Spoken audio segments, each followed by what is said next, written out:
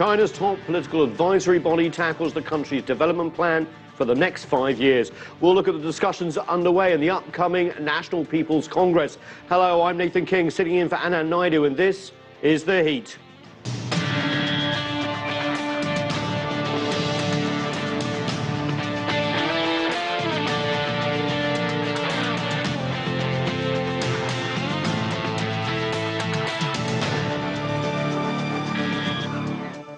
Hello. As members meet in Beijing for the Chinese People's Political Consultative Conference, or CPPCC, thousands of elected delegates are attending the National People's Congress, or NPC. This year, the two sessions will focus on the direction of the country as delegates offer suggestions and proposals on a 5-year plan, a roadmap for the national economy and social development.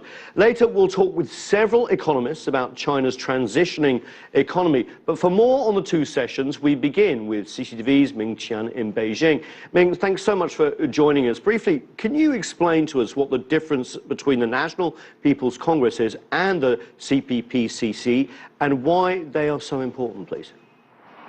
Right. The National People's Congress, or NPC, is the top legislature in China. Deputies are elected by the people, and through them, people would exercise state power. Each Congress is elected for a term of 5 years. The NPC meets in session once a year, and it has the power amending the Constitution and overseeing its enforcement, enacting and amending basic laws, and also electing and appointing members to central state organs. And the CPPCC, however, or Chinese People's Political Consultative Congress, is the top advisory body. It consists of members from the Communist Party, a dozen other democratic parties, and those without party affiliation. Members are recommended and decided by the Standing Committee. They are from all walks of life to have the broadest representation possible, including the search engine Baidu's president Robin Li and basketball star Yao Ming, for instance. The advisors would participate and deliberate state affairs. Then the NPC votes on policy decisions. So each would have their own responsibilities. And the meeting of the top legislators and advisors each year in China makes the top political season, which is called two sessions. So what are going to be the major issues under discussion at this year's meetings? Well, Premier Li Keqiang would issue the government work report reviewing the job in 2015 and set the target for 2016. China's growth target is widely watched both by domestic and international audience. And the Premier would meet the press at the end of the NPC. But besides the usual arrangements, the public is keen to know the 13th five-year plan outlining China's development from 2016 to 2020. Given the country's economy is slowing and world recovery plateaued, what measures could Chinese government issue? Based on previous reports, we could expect destocking overcapacity in energy-intensive industries such as coal and steel, strong fiscal stimulus, and so on. Other topics include environment protection, poverty lift, cutting red tapes, and reforms on taxation and financial sectors. Back over to you. Thanks. I'm sure the world is going to be watching. Thanks, Ming. That's CCTV's Ming Qian reporting. Appreciate it. Joining us from London is Stephen Perry. He's the chairman of the 48 Group Club, an independent business network promoting trade with China. And from New Haven, Connecticut, is Stephen Roach. He's a senior fellow at Yale University's Jackson Institute for Global Affairs and the former chairman and chief economist for Morgan Stanley Asia.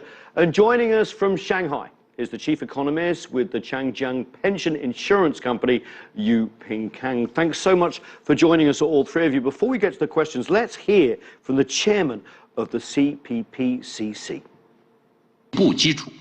With a focus on the implementation of the 13th five-year plan, the progress of the supply-side structural reform, and major tasks of cutting overcapacity and excess inventory, leverage, costs reduction, and strengthening points of weakness will be put into effect in the 2016 plan of the CPPCC Standing Committee during political consultations. So let's go to Shanghai first. Yu Ping Kang, we heard there a lot of focus on this 13th five-year plan, which takes us in 2016 and 2020. What's the focus? What are the key words we should be looking for here? Well, in terms of keywords, I think people already got a clue from the CPPCC that started from yesterday. So 5 words for the big ideas is like innovation, coordination, green, sharing, open, But I think more practically, what people want to pay attention, and also I think that's what probably the NPC, the National People's Congress, will address tomorrow, are two big issues. One is the supply side reform, and the second is about economic growth. Because, we have to face it, because China now is facing an economic slowdown. But according to the plan set up about 15 years ago, is that by the year of 2020, we have to achieve the GDP level to be about 4 times as that of 2000. Then by that calculation, in the next 5 years, we have to achieve at least 6.5% of annual growth. Then that's a big challenge. That's a daunting task, particularly when we are facing these economic reform and structural reform. And also, I think that the NPC basically will cover, much like in the past, will cover a broader range of issues such as poverty reduction, agricultural modernization, financial reform, etc. Stephen Roach at Yale in Connecticut, you've been studying the Chinese economy for a long time. What's different about this plan than previous ones? Well, I take the point on the focus on supply side efficiencies, but I honestly feel that there's a far bigger issue that the 13th five-year plan will grapple with, and that is really pushing forward the impotence to rebalance the Chinese economy away from industrial activity towards services-led consumption. If China needs to do one thing in that regard, it is to enhance its commitment to build a social safety net, retirement, health care, Social Security, and the like, to give Chinese families the confidence to put their income to work in supporting consumption. Without that, the supply-side efficiencies will actually ring hollow in terms of driving the economy to its stated goals on development and growth. You're right, the world is watching too. Stephen Perry in London, obviously a lot of people looking for clues about the direction of the Chinese economy and development. What issues are likely to have the biggest impact on the rest of the world outside of China as well? Well, I think we're seeing a lot of them already. People get upset and concerned about the stock market, about the RMB. I think these are passing problems. I think they're inevitable when you go through a period of change the sort that China's going through, that you will get some ups and downs and things will happen that were a little bit unexpected. But mainly it's the stability of 6 to 7% growth over the next 5 years, but the change away from low-cost exports to a more mature economy, spread more across the population in the way that Stephen Roach was just referring to. It's an economy in transition, and people should be probably less keen to judge each and every piece of news as it comes out and see it more in the context of transformation through to China's well-spoken targets of 2021. That's the first target that was set back in 1978. And I think they're well on their way to getting that right, but there'll be some ups and downs on the way. You've been in Shanghai. Premier Li Keqiang is going to outline in front of the NPC a government sort of progress report and looking forward as well in GDP and development as well, focusing on the new normal of a higher efficient economy, but as you said, slower growth. What are some of the specific plans in that area that are going to create this transition? Right. So, not China. We have to admit that China now are facing a lot of problems. But we have to separate the issue from this economic cycle versus a trend. Then, what I think that Premier Li Keqiang will address is more about this economic trend related to the potential GDP growth. So then how to increase the rate of potential GDP growth is more about how to design or reform the system so that the system can work more efficiently to allocate resource from the less productive sectors to where it can be used more efficiently. So then it has to come with 3 elements, right? One is reduction. The second is addition. The third is the transfer of the resource in between. So I think that when it comes to the reduction, is a supply side reform. It's about more related to this cost cutting, the overcapacity cutting, and these destocking or de-inventory, etc. And then when it comes to the addition, as Dr. Roche just mentioned, is more about these, the change of the structural economy from these investment-driven to the consumption-driven, and then also about the implementation of these Made of China 2025 plan announced last year. And then when it comes to the transition, is more related to a broader spectrum of reform, but most importantly, of course, is the financial reform. Then also it is also related to the land reform, fiscal reform, etc. But I think that, you know, interestingly, the investors have already voted, right? The investors have already voted by the real investment decisions. For example, in the past February, the stock market in the A-share stock market in China really rallied, has a big rally, then it plunged, then it come back again, now it jitters. So I think that people around the country are really anxious, as much as we do, to know the specific plan to be announced in the next 10 days. I want to get onto the stock market a bit later, but Stephen Roach, you know, you've watched the Chinese economy for a long time. What specifically could you say where headway has been made in this transformation to this new normal, new type of economy, and what are the obstacles still ahead specifically? Well, there are three building blocks for a consumer-led economy in China. More jobs by developing the services sector, and very good headway is being made there. Higher real wages through moving workers and families from the countryside to the cities. Very good progress has been made there. The third leg to the stool, though, is more problematic, and that is building a secure social safety net to give newly urbanized, newly employed services workers the confidence to spend it. And I think the 13th five-year plan must make a good deal of progress in that third leg to the stool, or the transition will be stymied and China will be stuck somewhere between the old model and the new model, and that's not good news. And there are lots of specific policies actually addressing that sort of thing that are obviously filtering through the system. Stephen Perry, I want to bring you in on the stock market and the relation to the macro economy, because the West has sort of, at other markets, been looking and getting spooked by what's happened in the Chinese stock market and think it's a reflection of the economy. Is there some misreading here? Is there a false alarm? Yeah, I think so. I think the issue here is that the stock market for China is a much smaller percentage of GDP than it is in, say, countries like America and Britain. And in countries like America and Britain, it's much more to do with merger and acquisition. And in China, it's about making sure that you circulate funds into productive capacity.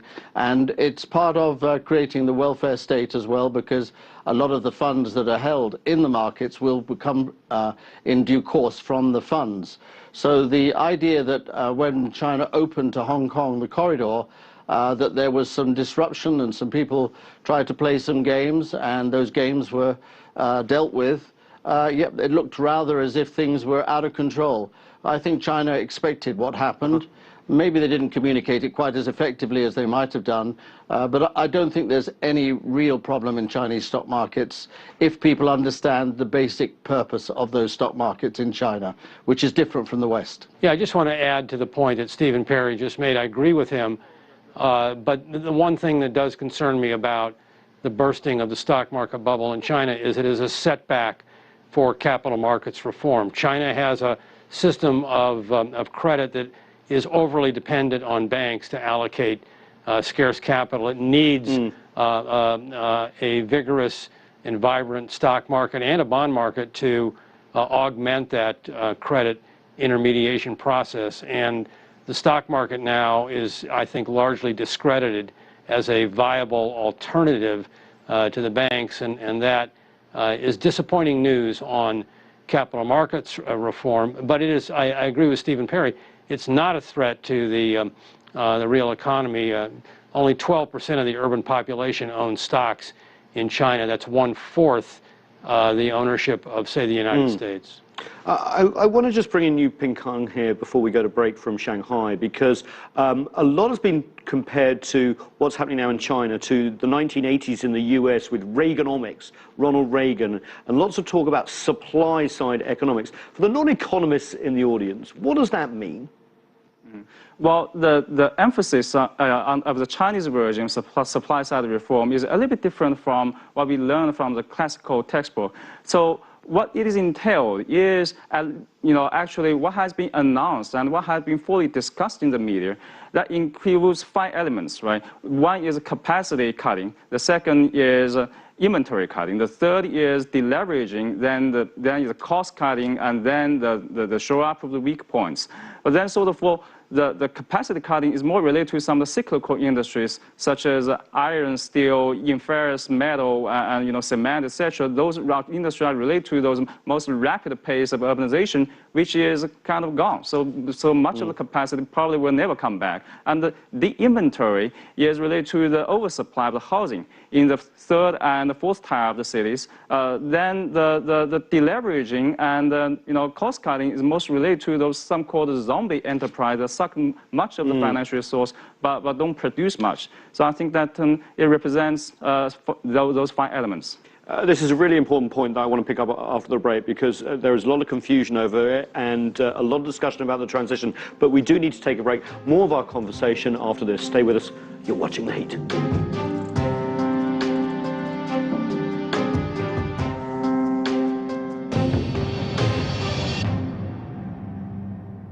I think we have a very constructive view on the Chinese economy. I wouldn't necessarily term it as a slowdown. It's a series of transitions. Transitions, as you well know, from external demand to more domestically focused, from export to consumer, from manufacturing to services, all those transitions underway. And we see real progress being made in all of those. Now, anytime you have transitions of those scales, even one of them, you're going to have some volatility. Yeah, that was Mark Carney, the governor of the Bank of England and the chairman of the G20 Financial Stability Board, talking about China's economy. Welcome back. We're discussing China's 13th five-year plan and the upcoming session of the National People's Congress as well. Stephen Roach in Yale, I'd like to pick it up with you. Just before the break, Yu Ping-kang was talking about the supply side economics, part of the reforms in China. Part of it, obviously, is cutting capacity. He talked about zombie industries. What industries are being hit? And obviously that has a lot of effects on the workers in those industries. And how is China trying to manage this change? Well, the industries that are being singled out are the ones already mentioned, but especially coal and steel, where there's a lot of excess capacity, and headcount reductions are expected in those 2 industries alone of around 2 million workers.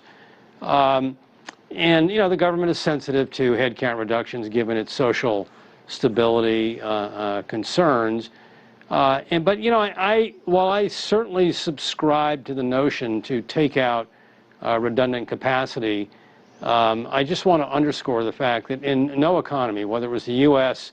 In the 1980s or Japan in the late 1990s, headcount reduction, cost-cutting, elimination of inefficient capacity is not a recipe for long-term sustainable economic growth. It is a necessary removal of unproductive excess for a short period of time, but you've got to follow that up with a focus on renewed growth, innovation, and productivity-enhancing research, development, and investment. And China, through Made in China 2025, Internet Plus, is mindful of that, but you have to make certain that the balance between taking out inefficient capacity does not overwhelm the process of innovations-led growth. Stephen Perry in London, I want you to pick up on that and expand, because obviously if we're moving away from one sort of economy into another, a service-based economy, a consumption-based economy, that's going to have implications for China domestically, but also in terms of what it exports as well. One only has to look at the sort of growth of Huawei within China and outside China, the big telecommunications giant Alibaba. What sort of implications do you see within China and also its trade with the rest of the world? Well, I think there's a lot of change coming down the line. You're already seeing some signs of it. I think the point Stephen Roach were making there are very appropriate. When you talk about Reagan, you know, that brought in an era of financial capitalism. A great deal of the GDP switched towards financial services and financial markets. And what you've seen in China in the last few weeks on the stock markets is a statement from China that it's going to stay to agriculture, manufacturing, and the service industry, and the role of the financial services will be to support those sectors, not to be a profitable center in itself in the way that it has in the States and the UK. But what this means for the world is the emergence of Chinese global companies, multinational corporations. And is the world ready for them? Well, to some extent it is, but it's mainly in a negative attitude position of trying to restrain the arrival of Chinese multinational corporations taking market share. What's going to happen in time is that people are going to come to terms with the existence and arrival of Chinese companies, as they did with Japanese and German and other companies, and work out how the world markets will be shared. But for the Chinese to be successful in becoming global companies, it's the point Stephen Roach was just making about innovation. Innovation is the key. They have to close the technology gap between Chinese companies and Western companies. Will the Chinese do it? Well, I think when the Chinese government and the Chinese party put innovation as the first word in the 5-year plan, you're hearing what they're going to prioritize. Yes. And what I always say to people who say to me that China never told us they were going to do it, China is telling us what they're going to do. They're going to innovate. It's all there in black and white. Very, very interesting. Let's bring Yuping Khan back from Shanghai. You also talked about, and Stephen Roach has talked about a social safety net, but earlier you also talked about eradication of poverty. There is an income gap in China and also a gap between rural and urban. How is the government and the party going to push forward with this idea of a moderately prosperous society by 2020? Well, first of all, can I add a couple points, and just one point to the supply side and innovation versus innovation that two Stevens just mentioned, right? So then, the innovation, of course, is extremely important, and that also represents the future. But then, what happened in China right now is that some of the sectors have already sucked in a lot of resources, and then the resource are clogged and got locked in those sectors. So and the system itself does not release resources by itself to more productive sectors. That's why the supply side reform comes in. So I think that both supply side reform and innovation are equally important to the Chinese problem right now. And then for the poverty alleviation, I think that it has more to do with income redistribution, and in particular, then how to spend the tax revenue more wisely. But of course, we need to have a transparent budgeting system first. Then also, after that, then to spend those tax revenues not just only to subsidize the people in poverty, particularly in the rural area, but more invest in them, invest in the future to increase the human capital, for example, to have establishment, to improve the educational system and also workforce training system in the rural area so that they can have more income in the future. Thanks so much for that. I want to bring in the two Stevens again with the same question. Let's start with Stephen Roach in Yale. This plan has a backdrop where global growth isn't so great as well. How do you think Chinese growth plans and development plans are contributing to the regional and global development? There's also, of course, the One Belt, One Road initiative coming out of China as well. Well, I think that's a very important question. The global economy is extraordinarily weak right now, 7 years after the crisis. And so the deficiency of global demand relative to its pre-crisis trend raises big issues about for economies who are dependent on exports, like China has been, but other Asian economies as well, as the sustenance for economic growth.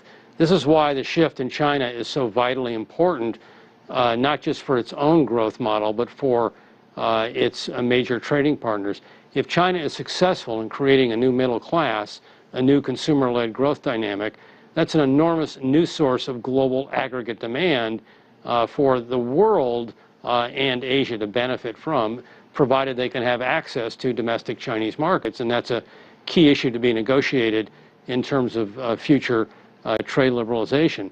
But all this focus on the supply side, while I don't dismiss it at all, doesn't really touch the big gorilla, and that's the deficiency of aggregate demand in this post-crisis world. And China shares in that problem, and hopefully will address that with its own rebalancing and structural change. Stephen Perry, can you pick up on that? But also, can I throw a couple more things in the mix? Obviously, there's an anti-corruption drive also in China. There is a green initiative, which also puts a question mark over certain aspects of economic growth. And we're having the social safety net and rebalancing as well. Can all this be done at once? If I had an hour to answer that, I could. I think the point is this, is that China's Gini coefficient somewhere around about 4.9, the States about 4.2, Denmark about 2.5. I would say that if we think in terms of China moving from where it is towards Denmark over the next 30, 40 years, we get a sense of this redistribution of wealth of China more fairly amongst the people. At the same time, the market economy, which is the basis for innovation, the accumulation of capital, the reward for innovation, sets in train the sorts of motivations that we see in Western capitalist societies. So you've got these two things pulling at each other. It's the job of the government and the party to manage those two tendencies towards conflict. If you look at the Silk Road, the One Belt, One Road, the possibility there of $1 trillion a year of demand as the roads basic infrastructure is built, probably $50 trillion altogether over the next 30 or 40 years. And if you take the question of the emergence of the Chinese middle class and the Chinese middle class demand, Stephen Roach is absolutely right. It depends a lot on creating the proper welfare state. That will be put in place over the next 4 or 5 years. I think they're quite clear as to what they're going to do there.